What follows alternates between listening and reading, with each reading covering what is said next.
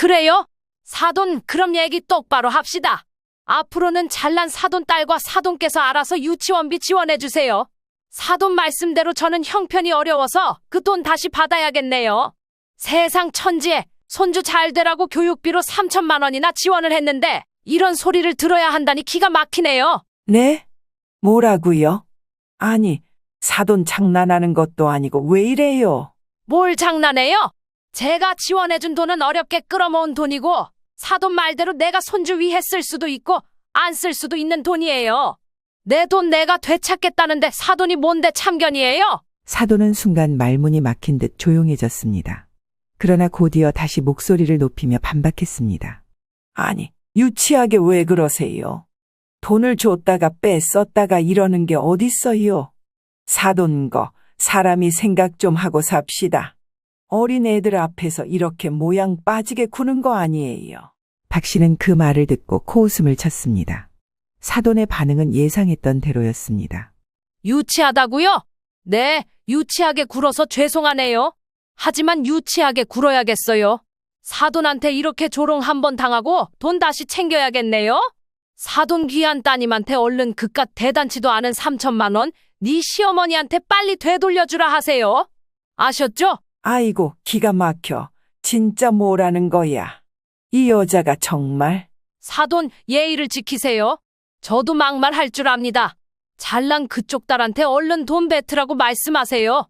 뭐하러 치사하고 유치하게 시애미한테 이런 소리 듣고 있는답니까? 오늘 안으로 당장 돈 뱉어내고 네 돈으로 네 아들 유치원 보내라고 하세요. 끊습니다. 그 말을 끝으로 박 씨는 전화기를 내려놓았습니다. 그러자 며느리가 바로 전화를 걸어오기 시작했습니다. 전화기 화면에 며느리의 이름이 반복적으로 떴지만 박 씨는 받지 않았습니다. 아예 핸드폰을 뒤집어 테이블 위에 올려놓았습니다. 내가 손주 예뻐서 해준 일이지 지들이 이뻐서 그랬나 정말 기가 차지도 않았습니다. 본래 그만한 여유가 있지도 않았고 말 그대로 해줄 형편이 된 것도 아닙니다. 박 씨는 생각할수록 며느리가 너무너무 얄밉고 화가 치밀어 올랐습니다. 앞으로 며느리 얼굴 안 보고 살아도 아쉬울 게 없을 정도였습니다. 올해 68세인 박수미 씨는 아들을 장가 보낸 지 6년이 되었습니다.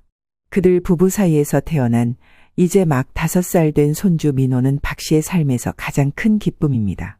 민호는 똘똘하고 애교가 많아 할머니를 잘 따르는 아이였습니다. 처음엔 아들과 며느리 부부가 새로 태어난 아이를 키우느라 고생하는 모습이 안쓰러워 작은 도움을 주기 시작했습니다. 옷을 사주고 육아용품을 보태주는 일은 기쁨이었고 자주 손주를 돌봐주며 할머니로서 보람도 느꼈습니다. 하지만 그동안 쌓인 정성들이 당연한 것으로 받아들여지는 순간이 오리라고는 상상도 못했습니다. 어느 날 평소처럼 손주의 안부를 궁금해하던 박 씨는 며느리로부터 전화를 받았습니다. 어머님, 지금 민호 다니는 영어 유치원에서요. 내년 대비 재료비를 미리 내야 한다고 하네요. 400만 원 정도인데 미리 말씀드리는 게 좋을 것 같아서요. 400만 원이라는 액수의 박 씨는 순간 말을 잃었습니다. 이미 매달 영어 유치원비 250만 원을 부담하고 있었습니다. 그런데 여기서 추가로 큰 돈을 요구받다니 당황스러운 마음이 앞섰습니다. 박 씨는 차분히 대답하려고 했지만 목소리가 떨리는 걸 막을 수 없었습니다. 뭐라고? 또 400만 원을 내야 한다고? 그 정도면 너희가 알아서 해야 하지 않겠니? 내가 지금까지 준 돈이 얼만데 더는 무리다. 그런데 며느리는 참 당차게도 조금의 망설임도 없이 반박했습니다. 아, 어머님, 당연히 내년까지 지원해 주시는 거 아니었어요? 1살 올라가면서 다들 이 정도는 재료비로 내고 있어요. 우리 민호가 이런 기회를 놓치면 안 되잖아요. 애도 유치원에서 자라고 있는데 꼭 도와주셨으면 좋겠어요. 박 씨는 마음이 복잡했습니다. 손주의 교육을 위해 지원을 시작한 건 박 씨의 선택이었지만 이번에는 선을 넘었다고 느꼈습니다. 단호한 마음으로 박 씨는 말했습니다. 아이고, 지금까지도 무리해서 도와준 거다. 그렇게 민호를 위한다면 이런 건 니들이 어떻게든 돈을 만들어 보던가. 어떻게 이것까지 내가 내주니? 박 씨의 단호한 태도에 며느리는 약간 당황했지만 이내 서운한 기색을 감추지 못했습니다. 그렇게 말씀하시니 서운하네요. 어머님이 도와주실 줄 알았는데 제가 너무 큰 기대를 했나 봐요. 영어 유치원 처음에 지원해 주신다고 할 때 이런 내역도 다 이해하고 내주신다는 뜻으로 생각했는데요. 그럼 그 돈을 어디서 구하면 될까요? 저도 답답하네요. 박 씨는 며느리의 말을 듣고 할 말을 잃었습니다. 박 씨는 손주의 미래를 위해 돕고 싶었지만 며느리의 이런 태도에 실망을 느꼈습니다. 며느리는 더 이상의 반박은 하지 않았지만 통화는 찬바람이 도는 분위기로 끝났습니다. 전화를 끊고 한동안 멍하니 앉아 있었습니다. 손주를 사랑하기 때문에 돕는 것인데 며느리의 태도가 그 사랑을 당연한 것으로 여기는 듯해서 억울한 마음이 들었습니다. 그날 밤 박 씨는 잠자리에 들면서도 이 문제를 잊지 못했습니다. 며느리와의 통화에서 느낀 서운함이 가슴 한편에 남아 있었고 속으로 조용히 다짐했습니다. 내가 선을 잘 지켜야겠다. 손주를 예뻐했는데 그걸로 외려 얕보이면 안 되지. 사실 박 씨가 손주 민호를 위해 영어 유치원 학비를 지원하게 된 건 손주의 특별한 재능을 믿었기 때문이었습니다. 민호는 어릴 때부터 말을 빠르게 배우고 노래를 잘 외우는 아이였습니다. 이런 민호를 보며 박 씨는 항상 자랑스러웠습니다. 어느 날 며느리가 조심스럽게 말을 꺼냈습니다. 어머님, 민호가 워낙 언어 감각이 뛰어나서요. 이번에 영어 유치원에 보내려고 하는데 학비가 좀 많이 들어요. 혹시 좀 도와주실 수 있을까 해서요. 애 교육 때문에 이사도 하고 이래저래 돈이 너무 많이 들었어요. 부담 갖지 마시고 의견 말씀해 주세요. 며느리의 이야기에 바로 오케이 할 형편이 되지는 않지만 박 씨는 한편으로는 기뻤습니다. 손주가 잘하고 있다는 말은 할머니로서 뿌듯한 일이었으니까요. 그래? 우리 민호가 잘한다고. 그럼 나야 당연히 도와줘야지. 얼마나 드는데? 매달 250만 원 정도인데요.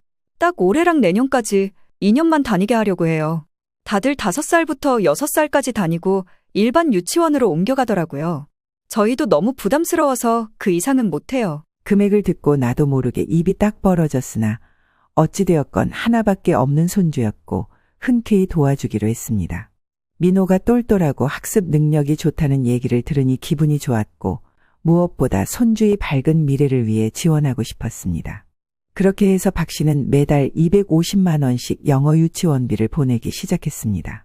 처음엔 손주를 위해 돈을 쓰는 것이 행복이었고 민호가 영어 유치원에 다니며 새 단어를 배우고 집에서 영어로 인사하는 모습을 들으니 흐뭇하기 그지없었습니다. 때마다 며느리가 영상통화를 시켜주었습니다. 할머니 굿모닝. 나 영어 잘하죠? 오늘도 배웠어요. 그랜마덜 이건 할머니란 뜻이래요. 아이고, 우리 손주. 기특해라. 대단해. 더 열심히 공부하자. 이런 모습을 보고 있으니 그래도 박 씨는 여러모로 마음이 뿌듯했던 것입니다. 하지만 학원비 지원이 시작된 후 박 씨의 생활은 점점 달라지기 시작했습니다. 처음에는 손주를 위해 이 정도는 감수할 수 있다고 생각했지만 계속되는 비용 부담은 박 씨의 생활을 크게 바꾸어 놓았습니다. 그나마 남편이 먼저 떠나면서 남겨둔 땅이 있었고 그 안에서 조금 융통할 수 있는 돈이 있었지만 역시 버거운 건 사실이었습니다. 아이고, 한동안은 아끼고 살아야지. 뭐 어쩌겠어. 내가 하겠다고 한 걸. 박 씨는 평소 즐겨 찾던 미용실에도 몇 달째 가지 못했고 친구들과 주말마다 다니던 영화 관람도 끊었습니다. 모임에서 맛있는 음식을 함께 나누던 날들도 줄어들었습니다. 이번 모임은 나중에 갈게. 요즘 조금 바빠서 그래. 미안해. 나 빼고들 모여. 사실은 학원비 부담 때문에 여유가 없어서였지만 박 씨는 친구들에게 이런 사정을 말하지 못했습니다. 며느리가 부탁한 영어 유치원 비용을 감당하기 위해 박 씨는 경조사비도 줄이고 시장에서 더 저렴한 재료를 찾아다니기 시작했습니다. 가끔씩 사 먹던 달콤한 과일들도 왠지 사치처럼 느껴져 멀리했습니다. 대신 정 먹고 싶을 때 가까운 시장에서 구석구석 상하거나 조금 허점이 있는 과일들을 싸게 사다 먹었습니다. 물론 때마다 며느리는 고맙다는 인사를 전했지만 박 씨가 감당해야 하는 현실은 점점 무겁게 느껴졌습니다. 아무래도 1년 정도만 하고 그만둬야지 2년 차부턴 무리겠다는 생각마저 들었던 것입니다. 그런데 이후로 손주 영어 유치원비를 둘러싼 압박은 점점 더 커졌습니다. 처음에는 매달 고정된 학원비만 부담하면 되는 줄 알았지만 영어 유치원을 다니면서 추가로 들어가는 비용들이 계속 생겨났습니다. 교재비, 교구비, 행사비 등 이름도 생소한 비용이 계속 추가되었습니다. 어머님, 이번에 영어 유치원에서 파티 준비를 하는데 의상비가 좀 들 것 같아요. 이번에 수학 교재랑 영어 동화책 세트를 추가로 샀는데 비용이 꽤 나왔네요. 민호가 여름 캠프에 참가하게 됐어요. 유치원에서 추천해준 프로그램인데 정말 좋아 보여요. 박 씨는 점점 불안해지기 시작했습니다. 단순히 250만 원만 부담하면 될 거라고 생각했던 일이 매달 추가로 돈을 보내야 하는 상황으로 변질되었습니다. 이렇게 계속 돈이 더 들어가면 내 생활은 어쩌라는 거야? 박 씨는 한 달에 한 번씩 며느리로부터 새로운 요청을 받을 때마다 복잡한 감정을 느꼈습니다. 며느리의 태도는 항상 부드러웠지만 점점 더 당연하게 박 씨를 의지하는 것처럼 느껴졌습니다. 하지만 마치 그와 평행선처럼 손주의 유치원 생활에 대한 내용도 귀에 들려오고 있으니 막연히 반대를 하기도 쉽지 않았습니다. 어머님, 민호가 요즘 영어 수업에서도 최고점을 받고 있대요. 선생님이 영어 발음이 정말 좋다고 칭찬하셨어요. 며느리의 이런 말을 들을 때마다 박 씨는 뿌듯함과 버거움이 교차했습니다. 손주를 사랑하는 마음으로 시작된 지원이 점점 의무감으로 변해가는 듯한 느낌을 받았습니다. 그런데 그 와중에 돌연 박 씨의 마음을 밝게 만들어주는 소식이 있었으니 어느 날 며느리가 밝은 목소리로 전화를 걸어왔던 것입니다. 어머님, 다음 달에 민호가 영어 유치원 크리스마스 발표회를 해요. 재롱잔치 같은 건데요. 영어 노래도 부르고 발표도 한다네요. 꼭 와주세요. 박 씨는 이 말을 듣고 기분이 한껏 좋아졌습니다. 그래? 민호가 얼마나 열심히 준비했을까? 당연히 가야지. 나중에 정확한 일정 알려줘. 며느리도 기분이 좋은 듯 환하게 웃으며 말했습니다. 네, 어머님이 오시면 민호가 정말 좋아할 거예요. 요즘 발표 연습하느라 집에서도 손짓 발짓하며 신나게 흉내 내거든요. 저도 발표회 준비 때문에 바쁜데 민호가 잘할 수 있도록 응원해주세요. 박 씨는 기대에 찬 목소리로 물었습니다. 무슨 발표를 한다니? 고 꼬맹이가 이제 막 들어가서 영어로 뭘 한다는 건지 너무 궁금하네. 아기돼지 삼형제 같은 뮤지컬을 한다네요. 저도 살짝 봤는데 정말 귀엽더라고요. 민호가 둘째 돼지 역할 맡았어요. 핑크색 의상을 입었는데 너무 사랑스러워요. 어머니 기대하세요. 박 씨는 상상만으로도 마음이 따뜻해졌습니다. 냉장고에 붙여둔 달력에도 12월 발표회 일정이 언제 될지 모르니 일단 표시만 해두고 다른 약속들은 일체 잡지 않았습니다. 우리 민호가 영어로 노래를 한다니 할미는 정말 너무 기대된다. 손주가 영어로 노래하고 발표하는 모습을 상상하니 얼마나 뿌듯했는지 모릅니다. 박 씨는 친구들에게도 손주 발표회를 자랑하며 한껏 들떠 있었습니다. 이렇게 모든 게 평화롭게만 흘러갔더라면 얼마나 좋았을까요? 그러나 이 발표회가 박 씨의 마음에 쓰디 쓴 상처로 남게 될 줄은 그때는 전혀 예상하지 못했던 것입니다. 이후 한창 떠들썩한 연말의 바쁜 분위기 속에서도 박 씨의 마음은 왠지 개운하지 않았습니다. 민호의 영어 유치원 발표회 이야기가 나온 지 벌써 한 달이 넘었는데 며느리로부터 발표회 일정이나 준비 상황에 대한 추가 연락이 전혀 없었기 때문입니다. 처음에는 며느리가 바빠서 잊었겠거니 생각했습니다. 그러나 아무리 기다려도 소식이 없자 발표회가 연기되었거나 혹은 취소된 게 아닐까 스스로를 설득하며 애써 무심해지려 했습니다. 그러던 어느 날 아들과 연락이 다 영상통화를 하게 되었습니다. 얘기를 들어보니 며느리는 친정에 갔다고 하고 아들이 대신 연결을 해주었는데요. 화면에 나타난 민호는 언제나처럼 밝고 사랑스러웠습니다. 우리 민호 잘 지냈어? 할미가 많이 보고 싶었다. 할머니, 나도 보고 싶었어요. 환한 웃음으로 대화를 나누던 민호가 갑자기 중요한 소식을 꺼냈습니다. 할머니, 저 영어 발표했어요. 영어 노래도 부르고 춤도 췄어요. 너무 재밌었어요. 박 씨는 순간 깜짝 놀랐고 이게 무슨 소린가 싶었습니다. 뭐라고? 민호야, 발표회를 했다고? 그런데 왜 할미는 몰랐지? 언제 했어? 응, 며칠 전에요. 외할머니도 왔어요. 엄마랑 외할머니랑 사진도 찍었어요. 순간 박 씨는 가슴이 철렁 내려앉는 것을 느꼈습니다. 손주가 그토록 자랑스러워하던 크리스마스 발표회 이야기를 이런 식으로 듣게 될 줄은 꿈에도 몰랐습니다. 무엇보다 자신은 초대받지 못한 채 사돈이 민호의 발표회에 참석했다는 사실이 도저히 납득되지 않았습니다. 민호야, 엄마는 뭐라 하시던? 할미는 전혀 얘기를 못 들었어. 말해준다고 하더니 전화도 안 해줬다. 그래서 못 간 거야. 나도 몰라요. 엄마가 외할머니랑 같이 가자고 했어요. 나는 할머니도 보고 싶었는데. 민호의 말은 순수했지만 박 씨에게는 마치 칼날처럼 느껴졌습니다. 자신을 전혀 고려하지 않고 발표회를 진행했다는 점이 더할 나위 없이 억울하게 느껴졌습니다. 통화를 마친 뒤에도 박 씨는 가슴이 답답해 자리에 앉아 있질 못했습니다. 크리스마스 발표회 이야기를 처음 들었을 때 민호가 얼마나 열심히 준비했을까 생각하며 들떴던 마음이 떠올랐습니다. 심지어 며느리가 본인 입으로 어머님이 오시면 민호가 정말 좋아할 거라며 부추기던 말까지 생생히 기억났습니다. 대체 어떻게 된 거야? 왜 나를 부르지 않은 거지? 내가 이 발표회를 얼마나 기대했는데. 와중에 손주는 아주 밝게 웃으며 외할머니와 함께한 이야기를 자랑스럽게 말하는데 생각할수록 너무 이해가 되지 않았습니다.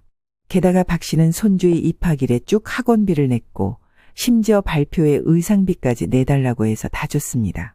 그럼에도 나를 부르지 않고 지 친정엄마만 쏙 불러다 갔다니 도통 이해가 되지 않는 것이었습니다. 자신이 손주를 위해 해준 노력과 지원이 무색해지는 것만 같았습니다. 억울함과 분노가 차오르던 박 씨는 결국 결론을 내렸습니다. 반드시 며느리에게 이 사실을 확인해야겠다고 마음먹은 것입니다.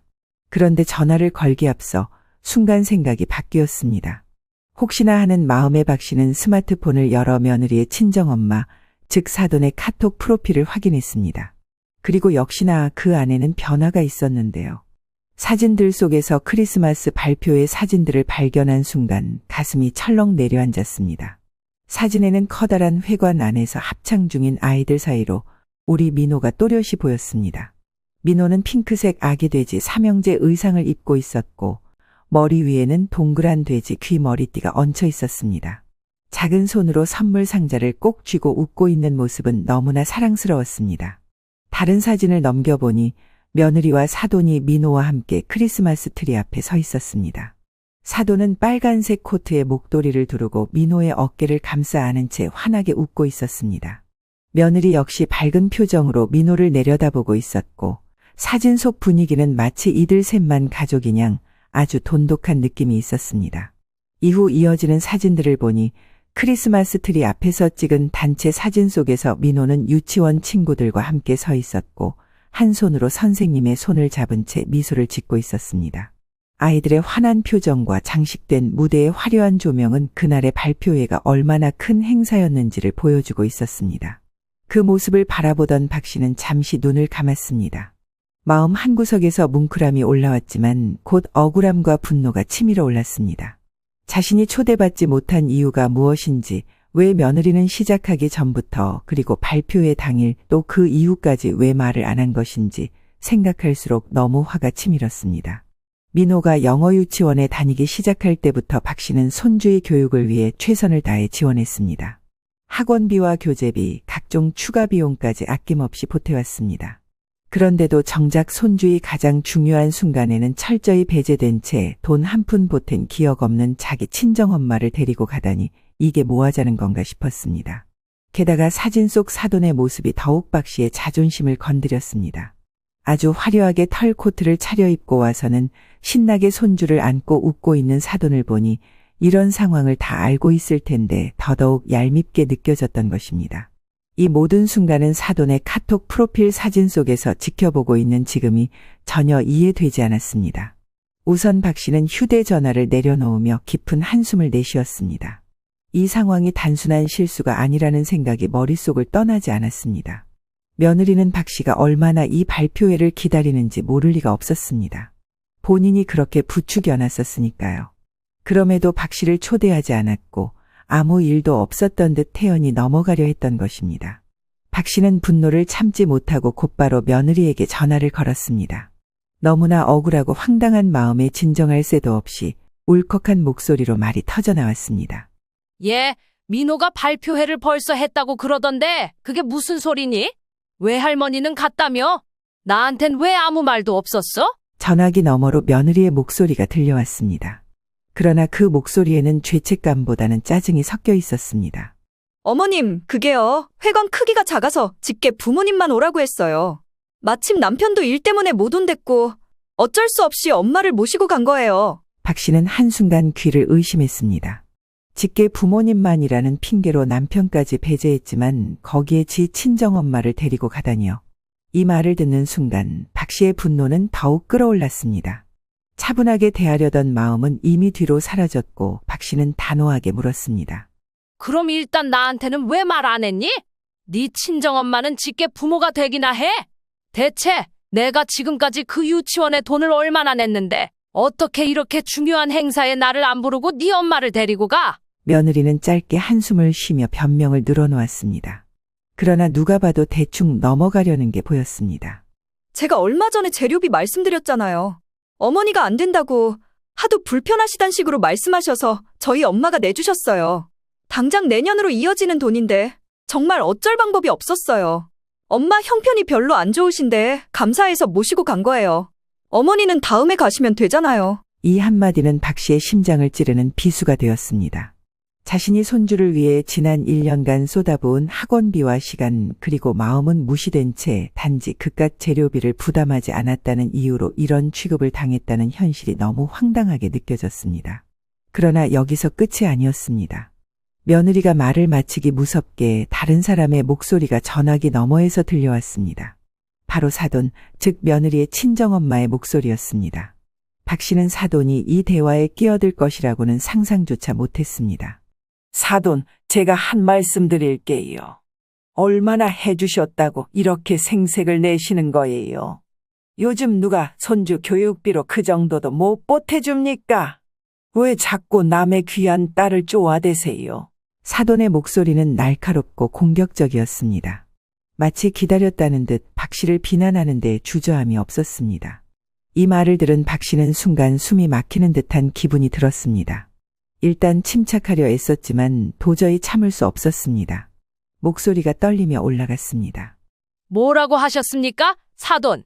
저는 제가 할 수 있는 한 최선을 다해서 지원했습니다. 그런데 생색이라니요. 누가 누굴 쪼아댄다는 거예요? 말이면 단줄합니까? 박 씨의 반응에도 사돈은 조금도 주눅들지 않았습니다. 오히려 박 씨의 말을 받아치며 더 큰 소리를 냈습니다. 사돈, 내 말은 이렇게까지 화낼 일이냐는 거예요. 솔직히 민호가 영재라니까 할머니가 돼서 손주 앞길 지원도 해주고 그럴 수도 있죠. 그거 보태주고 이렇게 난리칠 정도로 사돈 내 형편이 어려운 줄은 몰랐네요. 이 말은 박 씨에게 더 큰 모욕으로 다가왔습니다. 학원비를 대는 것도 초대받지 못한 것도 모자라 이제는 형편까지 언급하며 비꼬는 사돈의 태도에 박 씨는 더 이상 말을 잇지 못했습니다. 그러나 한 가지는 분명했습니다. 박 씨는 이제껏 이런 모욕을 당한 적이 없었고 이런 일을 당해야 할 이유도 없었습니다. 사돈 다시 말해보세요. 형편이 어렵다뇨? 말이 나왔으니 말인데 제가 1년 동안 얼마나 무리해서 손주 유치원비를 지원했는지 사돈이 알기나 합니까? 제 돈이니까 당연히 제가 결정할 문제죠. 그런데 사돈이 왜 여기 끼어드시는 거죠? 박 씨는 숨을 고르며 차분하려 했지만 도저히 감정이 억제되지 않았습니다. 전화기 너머에서 사돈의 반응이 잠시 끊겼습니다. 그러나 곧 이어지는 사돈의 목소리는 머뭇거림 없이 강하게 들려왔습니다. 얘기 들어보니까 우리 딸이 서운했다잖아요, 사돈한테. 그 뭐야, 재료비인가 뭔가 그거 안 준다고 다짜고짜 그렇게 화를 냈다면서요. 뭘 그런 걸로 손주 낳아준 며느리 길을 그렇게 죽이냐는 거죠. 하여간 알겠고 뭐가 그리 꼬이신지 몰라도 내가 대신 사과해드리면 돼요. 그러면 우리 딸 안 쪼아댈 거냐고요. 박 씨는 그 말을 듣는 순간 입술을 꽉 깨물었습니다. 사돈의 사과는 진심이 담겨 있지 않았습니다. 그저 형식적인 변명일 뿐 이건 외려 더 놀리는 것만도 못했습니다. 그래요? 사돈 그럼 얘기 똑바로 합시다. 앞으로는 잘난 사돈 딸과 사돈께서 알아서 지원하시고 사돈 말씀대로 형편이 어려워서 그 돈 다시 받아야겠네요. 세상 천지에 지원해준답시고 줘놓고 이런 소리를 들어야 한다니 기가 막히네요. 네? 뭐라고요? 아니, 사돈 장난하는 것도 아니고 왜 이래요? 뭘 장난해요? 제가 지원해준 돈은 어렵게 끌어모은 돈이고 사돈 말대로 내가 손주 위해 쓸 수도 있고 안 쓸 수도 있는 돈이에요. 내 돈 내가 되찾겠다는데 사돈이 뭔데 참견이에요? 사돈은 순간 말문이 막힌 듯 조용해졌습니다. 그러나 곧이어 다시 목소리를 높이며 반박했습니다. 아니, 유치하게 왜 그러세요? 돈을 줬다가 뺐었다가 이러는 게 어딨어요? 사돈 거, 사람이 생각 좀 하고 삽시다. 어린 애들 앞에서 이렇게 모양 빠지게 구는 거 아니에요. 박 씨는 그 말을 듣고 코웃음을 쳤습니다. 사돈의 반응은 예상했던 대로였습니다. 유치하다고요? 네, 유치하게 굴어서 죄송하네요. 하지만 유치하게 굴어야겠어요. 사돈한테 이렇게 조롱 한번 당하고 돈 다시 챙겨야겠네요. 사돈 귀한 따님한테 얼른 그깟 대단치도 않은 3천만 원 네 시어머니한테 빨리 되돌려주라 하세요. 아셨죠? 아이고, 기가 막혀. 진짜 뭐라는 거야. 이 여자가 정말. 사돈 예의를 지키세요. 저도 막말할 줄 압니다. 잘난 그쪽 딸한테 얼른 돈 뱉으라고 말씀하세요. 뭐하러 치사하고 유치하게 시애미한테 이런 소리 듣고 있는답니까? 오늘 안으로 당장 돈 뱉어내고 네 돈으로 네 아들 유치원 보내라고 하세요. 끊습니다. 그 말을 끝으로 박 씨는 전화기를 내려놓았습니다. 그러자 며느리가 바로 전화를 걸어오기 시작했습니다. 전화기 화면에 며느리의 이름이 반복적으로 떴지만 박 씨는 받지 않았습니다. 아예 핸드폰을 뒤집어 테이블 위에 올려놓았습니다. 박 씨는 손을 들어 자신의 이마를 짚었습니다. 한동안 가슴 속에서 억눌린 채 뒤엉켜 있던 감정들이 한꺼번에 터져나오며 온몸을 뒤덮고 있었습니다. 하지만 이렇게 된 이상 차라리 마음이 편해진 것을 느꼈습니다. 박 씨의 마음 한구석에서는 더 이상 며느리와 사돈의 말에 흔들리지 않겠다는 결심이 자리 잡게 된 겁니다. 그러고 얼마 안 되어 아무래도 상황이 심각하다고 느꼈는지 며느리는 결국 박 씨의 집으로 찾아왔습니다. 그런데 문을 열자마자 박 씨의 눈에 들어온 것은 손주 민호를 앞세운 며느리의 모습이었습니다. 민호는 양손에 작은 장난감을 들고 박 씨를 향해 방긋 웃고 있었지만 그 뒤에 선 며느리의 얼굴은 울먹이며 눈물을 글썽이고 있었습니다. 어머님, 정말 죄송해요. 드릴 말씀이 있어서 이렇게 찾아왔어요. 며느리는 민호의 어깨를 살짝 감싸 안으며 말을 시작했습니다. 민호 생각해서라도 한 번만 제 입장을 좀 봐주시면 안 될까요? 어머니 서운하실 걸 생각하지 못했네요. 정말 죄송합니다. 그래도 어머니나 저나 민호를 생각하는 마음은 같으니까 조금만 이해해 주실 수 있을까요? 박 씨는 그 모습을 보고 한순간에 혈압이 오르는 것을 느꼈습니다. 곧장 문 앞에서 팔짱을 낀 채 굳은 표정으로 며느리를 바라보았습니다. 뭐 하러 왔어? 너 애 앞세우고 이런 식으로 나를 설득하려고? 너 참 애가 너무 가증스럽고 웃긴다. 이런 식으로 은근슬쩍 넘어가려고? 아니에요, 어머니. 설마요. 제가 그런 생각으로 온 게 아니라 그냥 민호랑 1년 가까이 열심히 잘해왔으니까 뒤늦게라도 인사드리려고 데리고 온 거예요. 좀 봐주세요, 어머니. 박 씨는 깊은 한숨을 내쉬며 민호를 한번 바라보고 다시 며느리를 향해 입을 열었습니다. 이제 알겠다. 네 말 속에 답이 다 있네.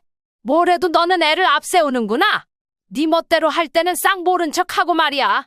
네 욕심 채우는데 내 돈 쓰지 말고 네가 일해서 네가 번 돈으로 네 자식 키워. 며느리는 그제야 말문이 막힌 듯 멍하니 서 있었습니다. 눈물을 닦으며 무언가를 더 말하려고 했지만 박 씨는 한치의 망설임도 없이 강하게 덧붙였습니다. 여기서 더 버티고 서 있으면 경비 아저씨를 부를 거야. 이제 당장 나가. 민호까지 끌어들여서 이러는 건 진짜 최악이다. 좀 생각해 보려다가도 이 꼴을 보니까 더 정이 뚝 떨어져. 결국 며느리는 말을 잇지 못하고 민호의 손을 잡아 뒷걸음질치며 돌아섰습니다. 민호는 상황을 이해하지 못한 채 장난감을 들고 박 씨를 향해 작게 손을 흔들었습니다.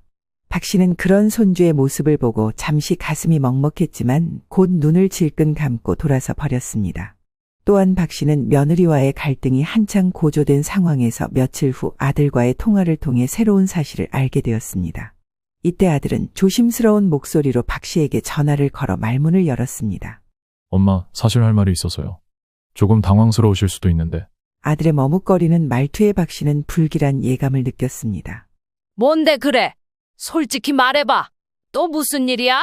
엄마, 사실 민호 유치원 내년 재료비를 장모님이 내셨다고 했다던데요. 그거 거짓말이에요. 그 돈은 그냥 민호 엄마가 카드로 결제한 거예요. 이것 때문에 카드 한도 가지고 엄청 싸웠거든요.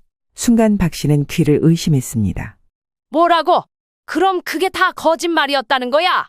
나를 속이려고 그런 말을 했다는 거냐? 네, 엄마, 저도 알았을 때 정말 어이가 없었어요. 제가 물어봤더니 민호 엄마가 그냥 엄마가 재료비를 안 내준 게 서운해서 일부러 그런 말을 했다고 하더라고요. 기가 막혀서 진짜. 얘, 진짜 걔 미친 거 아니냐? 별꼴 다 보겠네 정말. 서운해서? 그게 이유라고? 내가 얼마나 도와줬는데 그깟 재료비 때문에 일을 이 지경으로 만들었어? 아들은 박 씨의 격분을 이해한다는 듯 말을 이어갔습니다. 엄마, 저도 그래서 더는 참을 수 없어서 결국 적금을 깼어요. 엄마가 민호한테 써준 돈 3천만 원 돌려드릴게요. 제가 책임지고 정리할 거예요. 박 씨는 잠시 말이 나오지 않았습니다.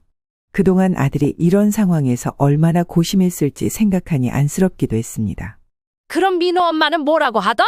네가 적금까지 깨는 걸 보고도 가만히 있어? 아들은 깊은 한숨을 쉬며 대답했습니다. 엄마, 제가 그랬어요.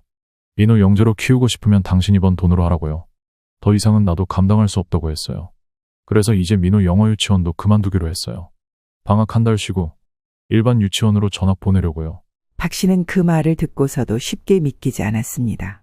정말 그 유치원을 그만두기로 한 거야? 그동안 그렇게 자랑하고 싶어 하더니 그러게 뱁새가 황새 꽁무니 쫓아간다고 능력이 안 되면 하질 말았어야지. 이게 뭐냐고? 아들은 지친 목소리로 대답했습니다. 이제 자기도 알겠죠. 민호 엄마도 자기 욕심이 너무 컸다는 걸 인정했어요. 그래서 제가 당장 일 구하라고 했어요. 깨진 적금 메꾸려면 그 방법밖에 없으니까요. 박 씨는 아들의 말을 들으며 복잡한 감정을 느꼈습니다. 그동안 손주를 위해 기꺼이 도왔던 마음이 허탈감으로 변하는 것을 느꼈습니다. 하지만 적금을 깨고 모든 것을 정리하겠다는 아들의 결단을 들으니 한편으로는 후련하기도 했습니다. 그래, 잘했다. 이렇게 정리하려고 마음먹은 거 정말 다행이야. 민호를 위해서라도 이제라도 제대로 된 방향으로 가야지. 형편껏 가야지. 애시당초 시작부터 말이 안 됐어. 박 씨는 마음을 다잡고 아들을 위로했습니다. 그리하여 민호는 영어 유치원을 그만두고 근처의 일반 유치원으로 전학을 갔습니다. 이후 손주 유치원비로 냈던 돈들은 하나하나 다 따져서 3천만 원 가량 되는 걸로 계산이 되었고 박 씨는 이것을 조심스레 은행에 예금으로 넣었습니다. 이 돈은 나중에 민호 녀석이 자라서 정말 필요하다고 할 때 정말 그 아이를 위해 쓰일 때 쓰자. 그렇게 마음을 다잡으며 박 씨는 앞으로 어떻게 이 돈을 잘 불려갈 것인지 은행 직원에게 이런저런 상담도 하고 추천도 받고 계획을 세웠습니다. 이제껏 며느리의 요구에 따라 왔다 갔다 하던 시간을 끝내고 진정으로 손주와의 관계를 지키기 위해 나름의 결심을 다진 것입니다. 이제 며느리와의 연락은 완전히 끊겼습니다. 일단 박 씨 쪽에서부터 그 어떤 모습도 보고 싶지 않다고 다 거절해버렸고 연락을 거부한 것입니다. 대신 아들은 민호를 매주 데리고 박 씨를 찾아왔습니다. 아들 또한 며느리와의 갈등 속에서 적잖이 고생했음을 알기에 박 씨는 그런 아들의 노력을 반갑게 받아들였습니다. 아들의 얼굴에는 민호를 데리고 올 때마다 안도와 미안함이 동시에 서려 있었습니다. 박 씨는 민호를 볼 때마다 행복과 동시에 슬픔이 교차했습니다. 이 조그만 녀석이 무슨 죄라고 이렇게 어른들의 갈등 속에서 흔들려야 하는지 아이고 짠해라. 그러나 민호가 밝게 웃으며 할머니를 따라다니는 모습은 박 씨에게 큰 위로가 되었습니다. 민호는 여전히 해맑았고 할머니와 함께하는 시간을 무척이나 좋아했습니다. 크리스마스를 앞두고 박 씨는 민호와 단둘이 있는 시간을 가지기로 했습니다. 아들이 바쁘게 출근을 해야 하는 날이었기에 민호는 온종일 박 씨와 함께 시간을 보낼 수 있었습니다. 크리스마스 트리를 함께 꾸미고 민호가 좋아하는 쿠키를 구워 놓으며 박 씨는 오랜만에 마음이 편안해졌습니다. 민호야, 할머니랑 앞으로 자주 놀자. 할머니가 항상 너를 응원하고 사랑하는 거 알지? 박 씨는 선물을 건네며 따뜻하게 말했습니다. 민호는 활짝 웃으며 박 씨의 손을 꼭 잡았습니다. 네. 할머니, 민호도 할머니 좋아요. 할머니 최고예요. 그 한마디에 박 씨의 마음은 뭉클해졌습니다. 그동안 겪은 여러 갈등과 상처가 잠시 잊히는 순간이었습니다. 손주의 맑고 따뜻한 눈빛을 보며 그 어떤 후회도 없이 민호를 위해 자신이 할 수 있는 것을 다하겠다고 다짐했습니다. 이제 모든 것들이 다시 원점으로 돌아왔고 박 씨는 더 이상 슬프거나 억울해하지 않았습니다. 충분히 손주와의 시간을 통해 위안을 얻고 있었고 이제는 누구의 요구에도 흔들리지 않을 자신이 있었습니다. 박 씨는 이후로 손주가 자라날 미래를 그리며 자신이 할 수 있는 방식으로 응원할 결심을 했습니다. 손주가 고사리 손으로 박 씨의 손을 꼭 잡으며 보여준 밝은 미소란 그런 다짐을 더 굳건하게 해주는 최고의 선물이었습니다.